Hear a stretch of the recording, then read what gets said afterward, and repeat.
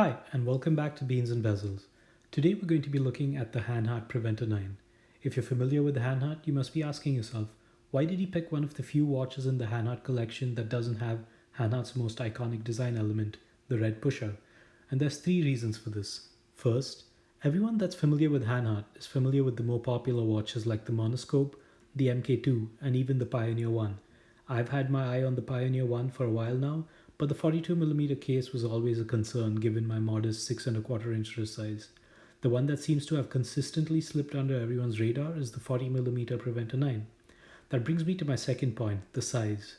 The Preventor is their most modestly sized watch, both in terms of width and thickness. And lastly, the price tag, at $1350 with the bracelet and $1130 without, also makes it one of Hanhart's more affordable wristwatches. If you're not familiar with Hanhart's history, I'll put a link in my written review for you to check out. They have been making timekeeping instruments since 1882 and are another one of the many highly underrated German watchmakers.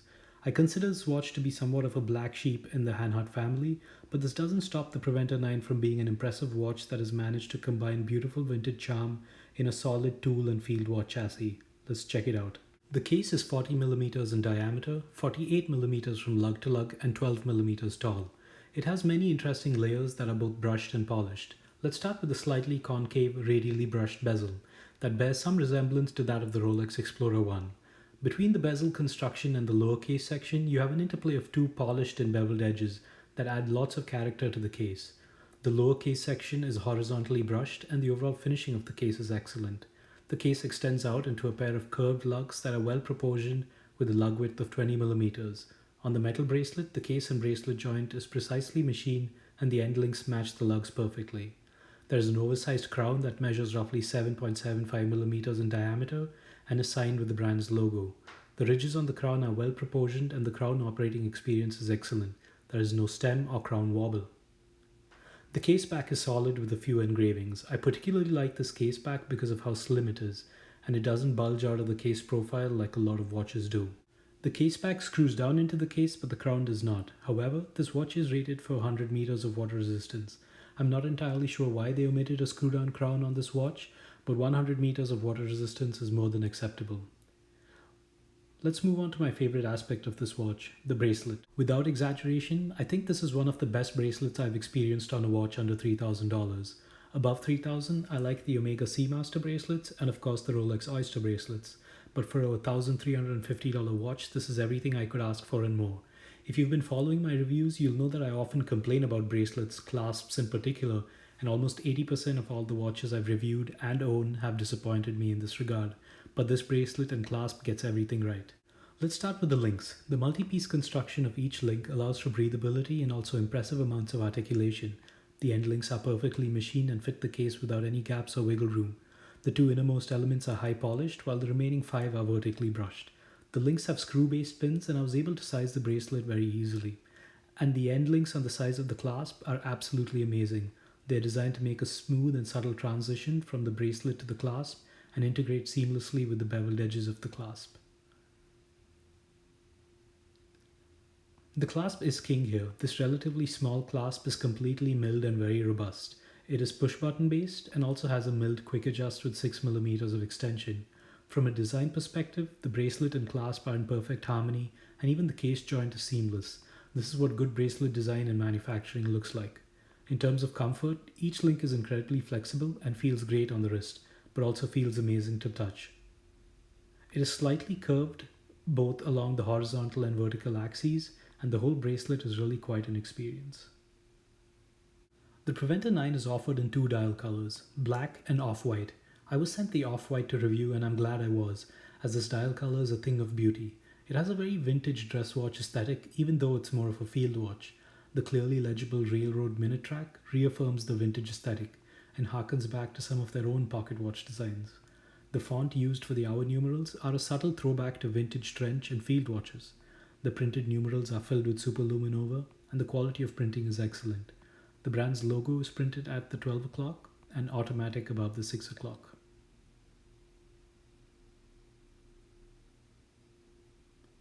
The 9 o'clock hour numeral is absent and instead makes room for the second subdial.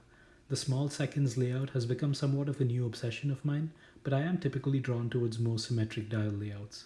In this case, I think a seconds register at the 6 o'clock position may have pushed this watch towards the deck watch and marine watch category rather than the field watch category to which it belongs. I do think it is beautifully executed with all printed elements. Hanhart is no stranger to designing purely utilitarian timekeeping instruments, and their long history and experience in making stopwatches, pocket chronographs, and sports watches shows in this easily legible dial. This excellent legibility is continued with the hands. Hanhart have chosen beautiful cathedral hands for this watch, which suits the traditional field watch aesthetic. It also suits the vintage-inspired dial color and numerals as well. The hands appear to be media blasted or roughly finished and are not polished. There is a somewhat rustic finish to them, which is very interesting to look at under a loupe or macro lens. The hands are filled with superluminova to match the numerals. Both the seconds hand and the minute hand extends over their respective tracks and makes timekeeping very easy. The tip of the minute hand appears to be curved ever so slightly towards the dial. The hour hand extends just enough to hover over each numeral. These subtle design decisions just make it clear that Hanhart are interested in designing functional watches, and I appreciate that. Given the somewhat large size of the hour hand, it tends to occlude 20 to 30% of the seconds register between 8 and 10 o'clock. But even with the 6 o'clock positioning, this would still exist. So just don't plan on doing any critical timekeeping with the seconds hand between 8 and 10 each day. But overall, the quality of printing on the dial and the finishing on the hands is great. I only noticed a small smudge near the printing of the logo, and some of the lower surfaces of the hands were slightly rough. Both of these are only observable under a macro lens and are more than reasonable for a $1350 watch. Both the hour and minute hands are generously loomed with superluminova, and so are the numerals.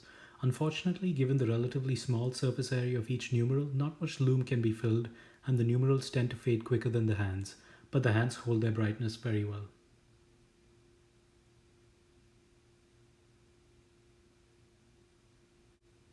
The base movement is a Sellita SW200, a movement that I have had on many watches and one that I have no problems with, but Hanhart has made some changes to this movement.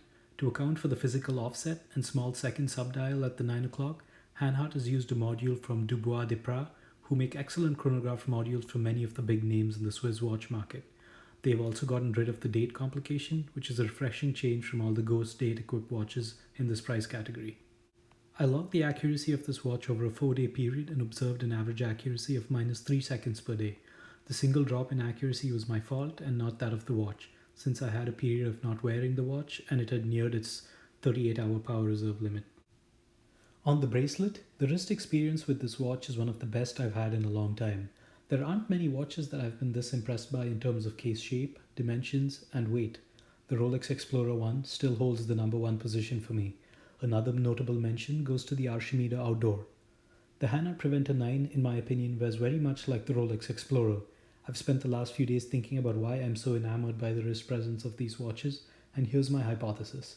They are all relatively slimmer watches with respect to height. The Rolex Explorer at 12mm, the Preventor9 at 12.15mm, and the Outdoor Protect at 11.25mm. All three watches are in the 40mm diameter range, and the last, most important I believe, is the distance between the top of my wrist and the lug holes. All three watches sit very low. The Rolex Explorer and Preventor9 have relatively slim case back covers and slightly curved lugs, allowing for the bracelet to hug the wrist perfectly. The Outdoor Protect doesn't have extended lugs, but this distance is even lower on this watch, given the design. Have I cracked the code on how to make an incredibly comfortable watch? Not really, because everyone's wrists are shaped differently even though they might have a similar wrist circumference. But I might just have cracked a code on how to make incredibly comfortable watches for myself, just as Hanhart have done with this case and bracelet design. The lug-to-lug width is 48mm, and this is right around the sweet spot for me. There's not much to add. This is a fantastic watch on the wrist. All dimensions are just perfect for me and my 6¼ inch wrist. No complaints whatsoever, and I hope Hanhart makes more watches with this case design for folks with smaller wrists such as mine. Overall, I really like this watch. This is the kind of watch I would own. An interesting but clearly legible dial, extremely comfortable, excellent build quality, and a brand that has experience in the field. I also like that this watch is somewhat of an underdog in the Hanhart lineup. In terms of design, it doesn't have much history to cling on to, and therefore has a lot more to prove since most of the other Hanhart models do. The typical Hanhart customer, the one that's chasing the beautiful red pusher chronograph, is unlikely to find this watch very appealing. But if you're in the market for a beautifully designed and well-built field watch with one of the best steel bracelets on the market, you found the perfect watch. I've looked at this market a few times, and in my opinion, the only similar watch is the Wise 38mm field watch, but I prefer the tool watch-esque design of the Preventor 9 over the more classic vintage field watch design of the Wise. I highly recommend checking out this watch. If you like the appearance and you're looking for a watch with similar specs, buy this. You won't regret it. Thanks for watching, and don't forget to read the full-length review in the link below. Feel free to leave your thoughts on this watch in the comment section below.